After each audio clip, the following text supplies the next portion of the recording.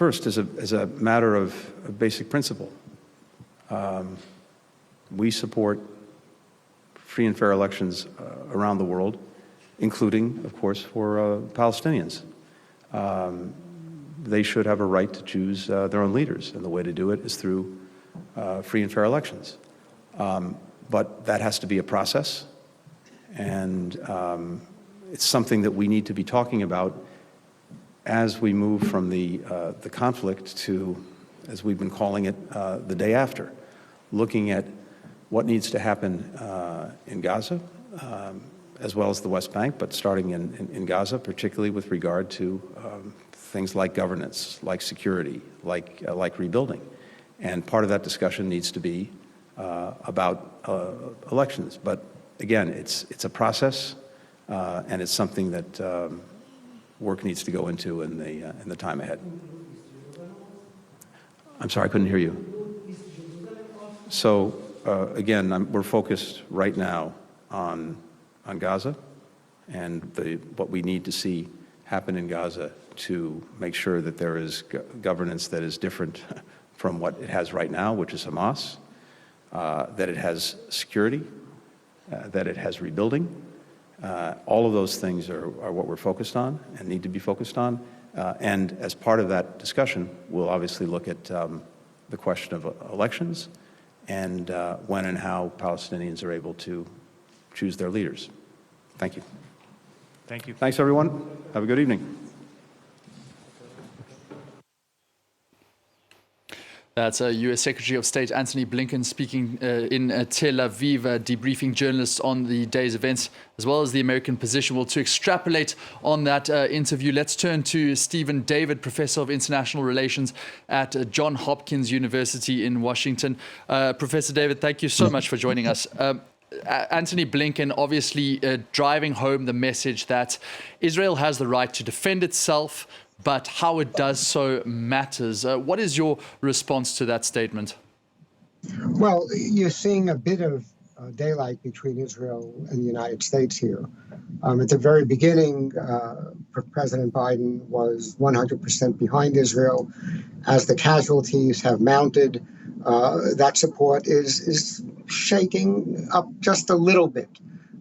America is still supportive of Israel, but it is very sensitive to the notion of how this is playing throughout the world and within the United States itself. And of course, then that goes into another question of how Antony Blinken and Benjamin Netanyahu's relationship will be going forward, but also a lot of the message about peace and the ability to get aid into Gaza. What is the American role in the days to come?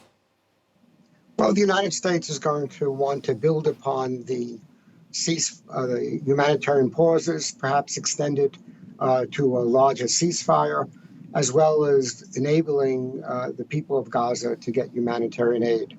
But again, this puts Israel in a tough position. I mean, the Israeli view is that it has to destroy Hamas in order to be safe. And it's an understandable view after the barbaric attack that Hamas launched on October 7th.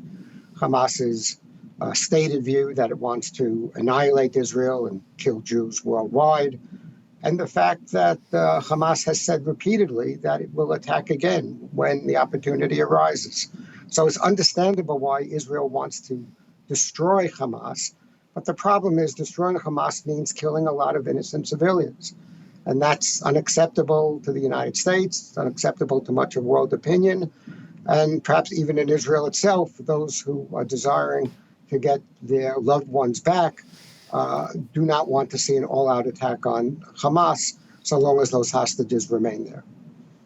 So in terms of the modus operandi going forward, obviously the ceasefire agreement, there are hopes that it will still be extended by 2 days. That's mediation done through Qatar and Egypt. But the United States has to brace for the fact that ultimately Israel will advance in its operations.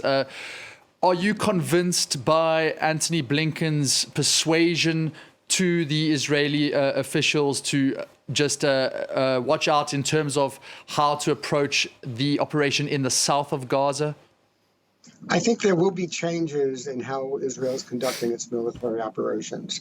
I think the use of these 2,000-pound bombs, less precision operations, military operations that have killed large numbers of civilians, men, women, children, will be curtailed, and more selected operations using special forces, more precise, more discrimination, and hopefully less civilian casualties. It doesn't mean that the war is going to end or that Israel is going to pack up its bags and leave.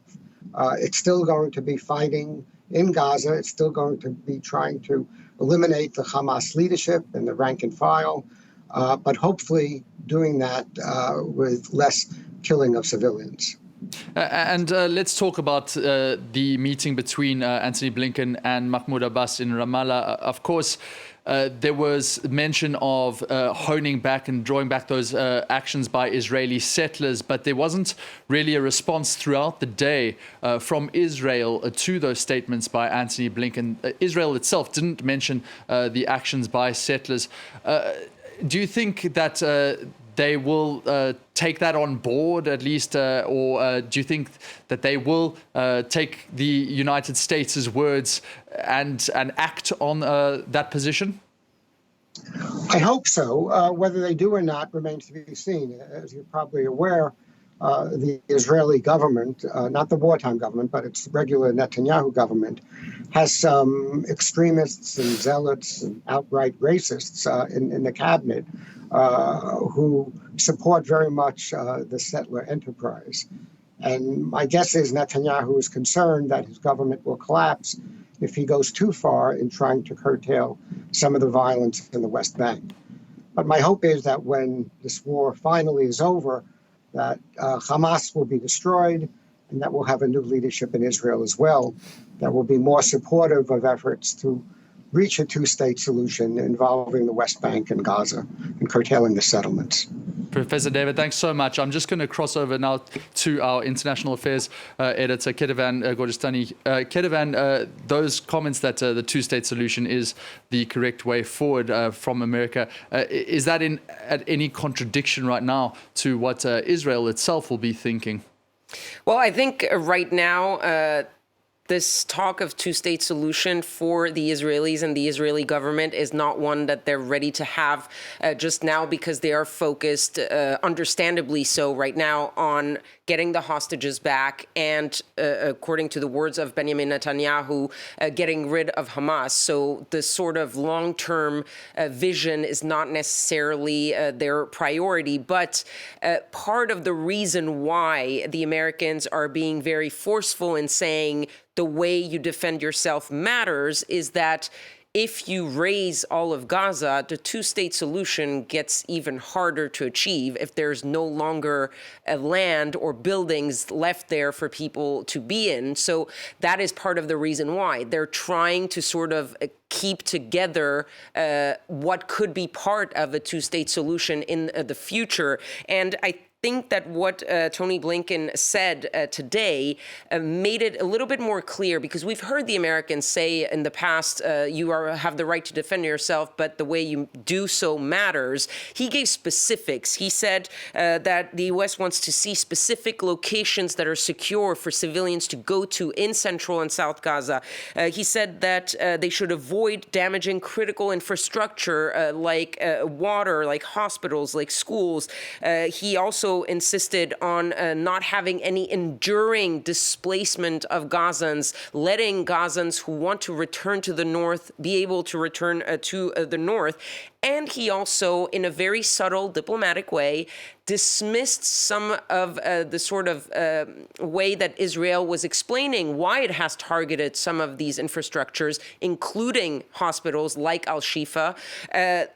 Israel had been saying that Hamas embeds itself in the civilians, embeds itself in hospitals, in schools, that they are there, that they have the tunnels under these hospitals. Whether you believe them or not is one question. But what Tony Blinken said was a subtle way of dismissing that, saying that yes, even if they are there, even if Hamas is there, Israel has the most sophisticated military in the world.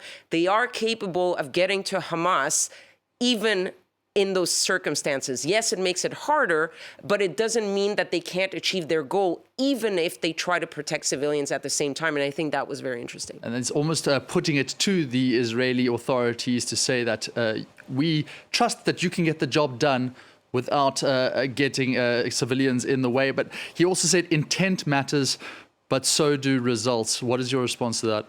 Yes, I think that what they're trying to do and what they realize, and I think his earlier trip to the Middle East, when he met with other Arab leaders in the region, he heard from these Arab leaders, and that's when you saw the shift in tone from the U.S. The Arab leaders told Tony Blinken, be careful, the way you are supporting Israel without telling them to sort of slow down, not using your leverage over Israel is going to fire back on you, because you are going to get the Arab streets turn against you because of your support for Israel, because they feel that you're not using your leverage on Israel to try to prevent them from going all out and raising all of Gaza. And so the fact that you're seeing the U.S. really trying to tell the Israelis, intent matters, but you are bound by those results. You are one of the greatest militaries in the world, and you cannot explain away that you're just bombing a whole region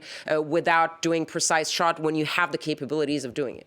It's a very interesting facet of all of this, of course, that balancing game diplomatically, and we will be seeing how that plays out between the United States, the Arab countries, and Israel going forward. Kitavan, thanks so much for your insight once again. And that is all the news we have for now here on France 24. There is more coming up in just a short bit. We'll see you then.